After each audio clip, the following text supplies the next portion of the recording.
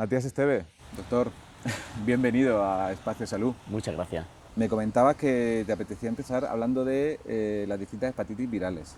Sí, sí, cuando estuvimos hablando acerca de la entrevista, pensé que era de interés sobre todo dos tipos de enfermedades que nosotros en nuestra especialidad tenemos, que no son las más prevalentes, pero que sí tienen la dificultad en el diagnóstico de que son enfermedades silentes, que son la hepatitis por un lado y por otro lado el cáncer colorectal, del que luego hablaremos. Vale, pues si te parece empezamos por Venga, explicar perfecto. qué es la hepatitis. Una hepatitis es cualquier situación en la que existe una inflamación del hígado, en la cual el hígado, pues, dentro de ese fenómeno inflamatorio, está sufriendo algún tipo de injuria. Puede provenir de muchos tipos. Uno puede tener una hepatitis por consumo de alcohol, por consumo de fármacos, por virus, por depósitos de grasa, pero dentro de estas las hepatitis virales son especialmente importantes porque son hepatitis que tienen un tratamiento y en las que es muy difícil identificar que el paciente, no es difícil, en realidad se puede hacer a través de una analítica, pero es verdad que tienes que pedir de forma dirigida una analítica para saber si el paciente tiene esta hepatitis o no la tiene. ¿Qué síntomas puedes tener para...? Si la situación es muy avanzada, si tienes ya una situación en la que el hígado está en un fallo hepático o tienes una cirrosis hepática, puede darte una sintomatología que todos conocemos, los pacientes que se ponen amarillos, que empiezan a acumular líquidos, en fin, son sintomatología diversa, pero una sintomatología más llamativa. Pero en general una hepatitis viral, cuando tú la contraes y en todos los años en los que la hepatitis viral está provocándote esa inflamación del hígado, lo más probable es que no tengas ningún síntoma, que es lo peligroso de esto, es que puedes estar perfectamente como tú como yo, pero en realidad, aunque el hígado esté sufriendo y el hígado esté manifestando esta injuria que está sufriendo, pero tú no estás sintiendo absolutamente nada. Lo interesante de todas estas enfermedades es que provengan de donde provengan, finalmente todas terminan en el estadio final, que es la cirrosis hepática. La cirrosis hepática todos lo asociamos siempre generalmente con el alcohol, pero la cirrosis hepática es una situación final a la cual te puede llevar una enfermedad por depósitos de grasa, una hepatitis viral, una hepatitis por alcohol, obviamente también, pero también una hepatitis autoinmune. Entonces, esa situación final a la que te lleva, que es común en todas estas enfermedades, como te estoy diciendo, sí puede empezar a manifestar síntomas y sí que se relaciona con el fallo de la función hepática. ¿Qué tipo de diferentes hepatitis virales hay y cuáles son sus principales diferencias? Las hepatitis virales más comunes que tenemos en nuestro medio son la hepatitis B y la hepatitis C. También tenemos la hepatitis A, la hepatitis G, pero son enfermedades que generalmente cursan de forma aguda. Son las típicas hepatitis que la gente cuenta pues, que pasó de pequeño o que puede contraer, por ejemplo, por beber agua contaminada, en las cuales tú te pones muy malito, si tienes sintomatología, es temporal y generalmente son enfermedades que se curan. La hepatitis B y la hepatitis C, por contra, son enfermedades que puedes pasarlas de una forma subclínica, sin necesidad de que sientas una sintomatología específica, pero tienen la posibilidad de quedarse crónicas en tu cuerpo.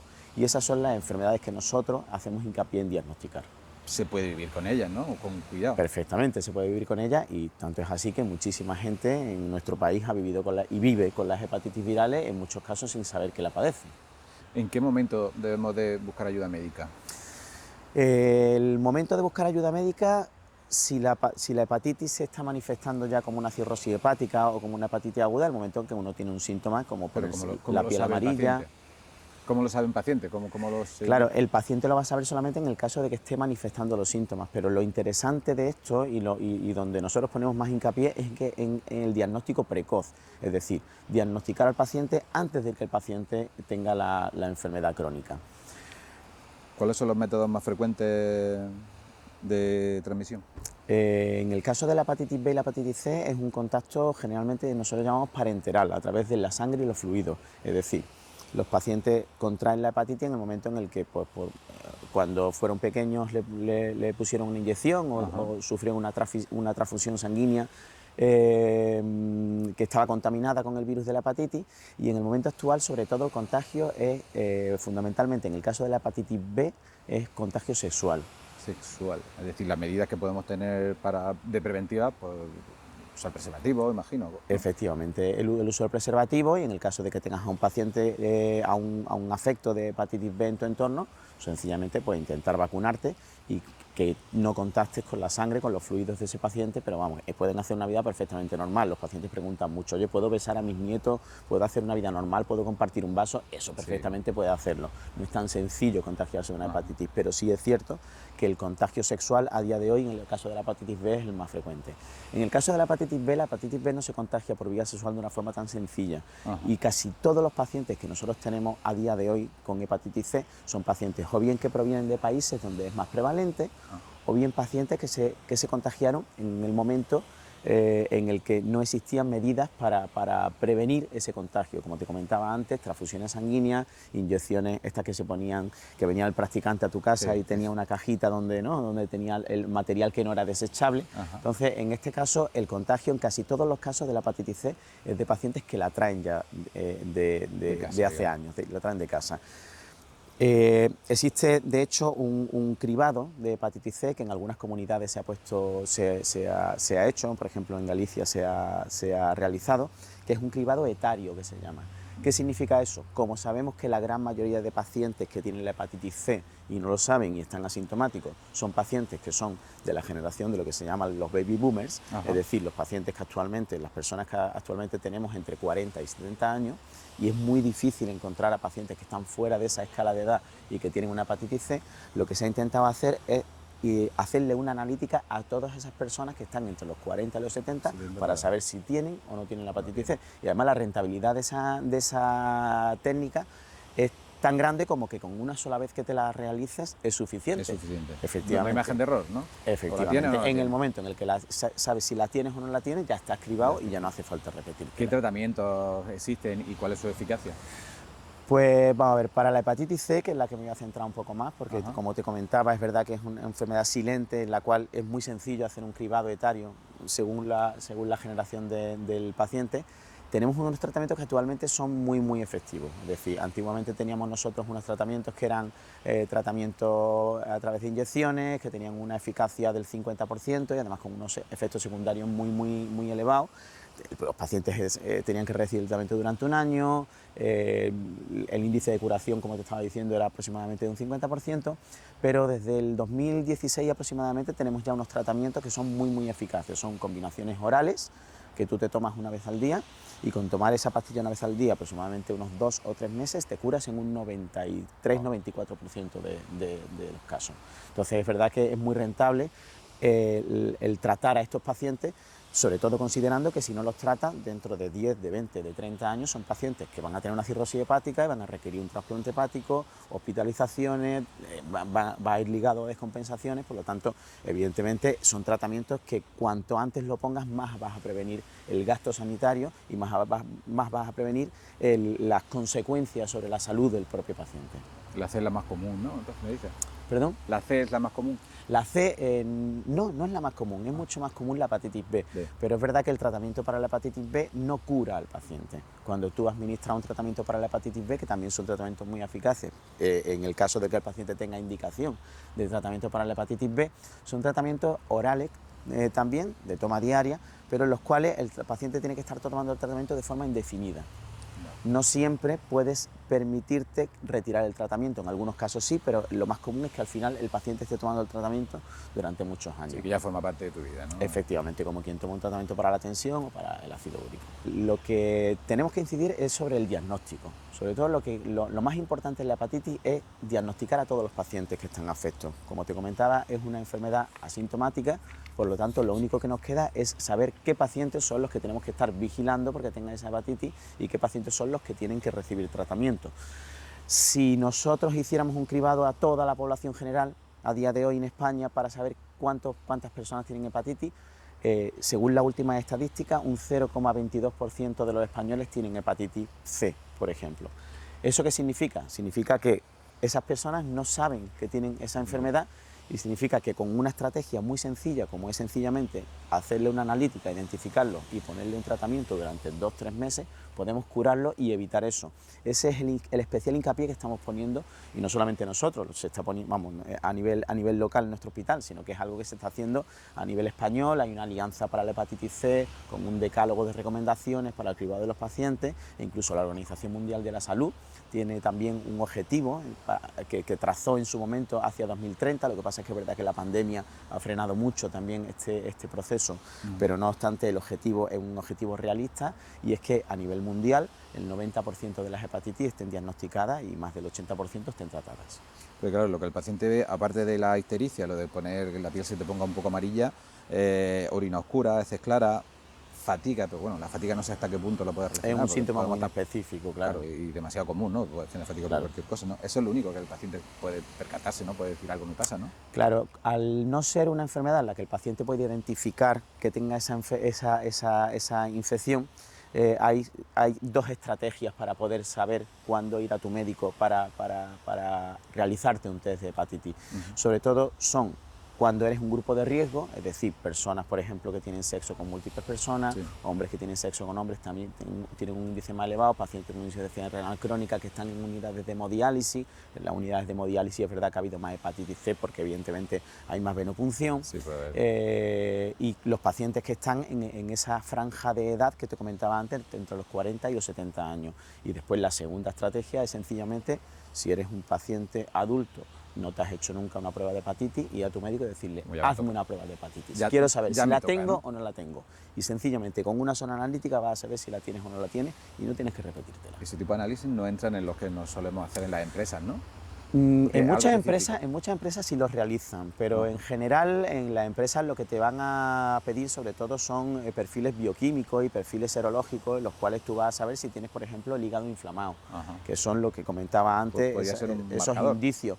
Pero es verdad que lo canalla de estas enfermedades es que no siempre te están inflamando el hígado de una forma manifiesta en la analítica, es decir, tú puedes tener una hepatitis viral con unas transaminasas normales. Entonces es verdad que las transaminasas no son buenas amigas a la hora de identificar al paciente que tiene o no tiene una hepatitis.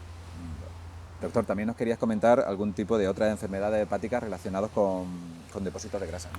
Sí, actualmente estamos viviendo un momento en el cual la enfermedad por depósito de grasa, ahora se llama más el DIP, van cambiando la nomenclatura, pero al fin y al cabo es lo que la gente comúnmente conoce como la grasa en el hígado o la esteatosis hepática, está protagonizando mucho nuestras consultas, es decir, probablemente en relación con el aumento de los factores de riesgo cardiovascular, la obesidad, la diabetes, en fin, todo este tipo de enfermedades que englobamos dentro de lo que se llama el síndrome metabólico.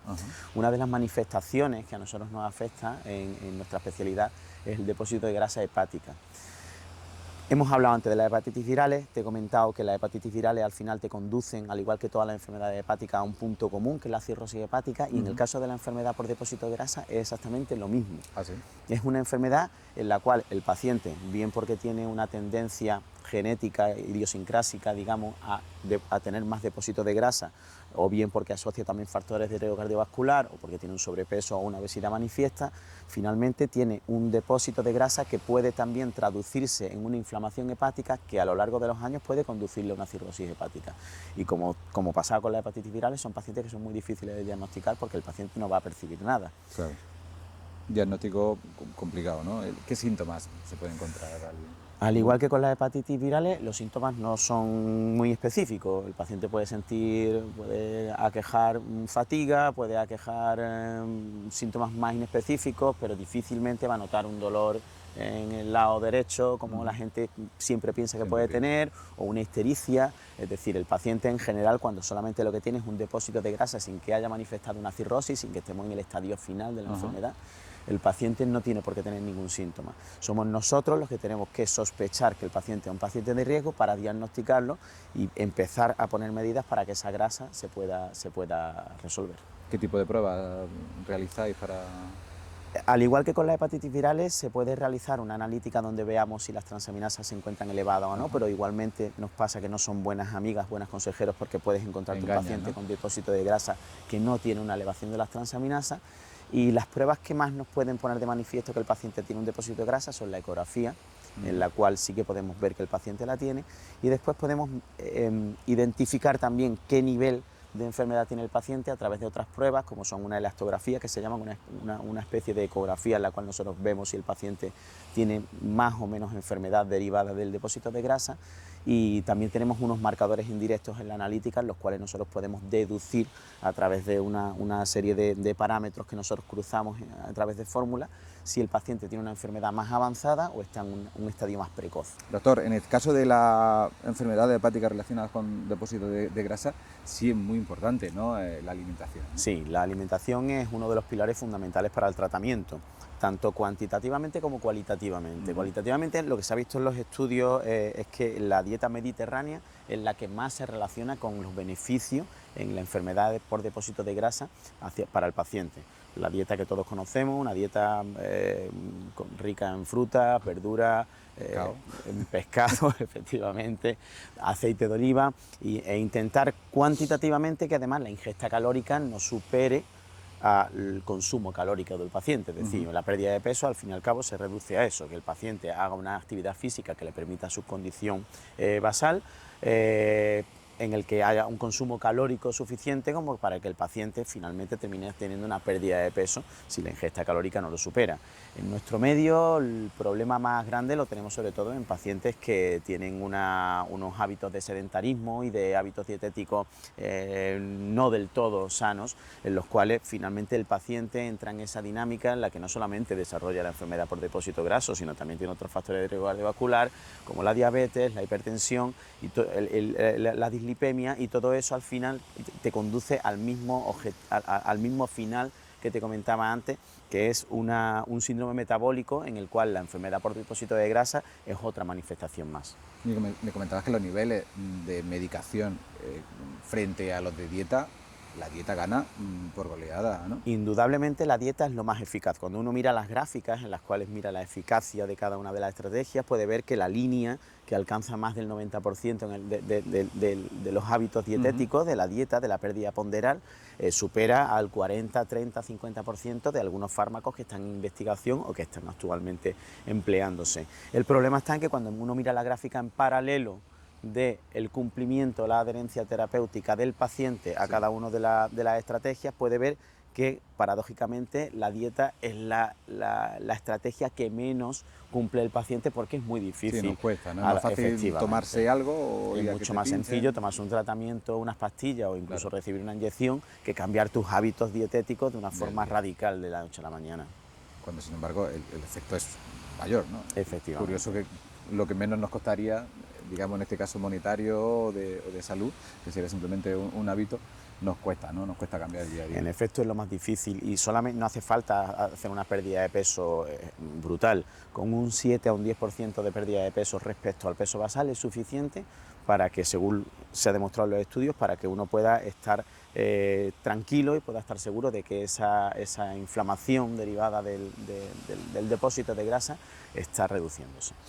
Cambiamos al cáncer de colon, doctor. Perfecto. Que también quería hacer un llamamiento, ¿no? Porque es uno de los, no sé si más comunes, pero sí que se puede prever, ¿no? Sobre todo en cierta... Sí, el cáncer colorectal sabemos que es el cáncer más incidente, es el cáncer más común a nivel mundial, por encima del cáncer de mama, del cáncer de próstata, y tiene la particularidad de que, igual que las enfermedades hepáticas de las que estábamos hablando antes, no da sintomatología. Un paciente puede tener sintomatología porque puede estar teniendo sangre con las deposiciones, puede tener un dolor abdominal, pero en general lo más común es que no tengas una sintomatología asociada a ese cáncer de colon.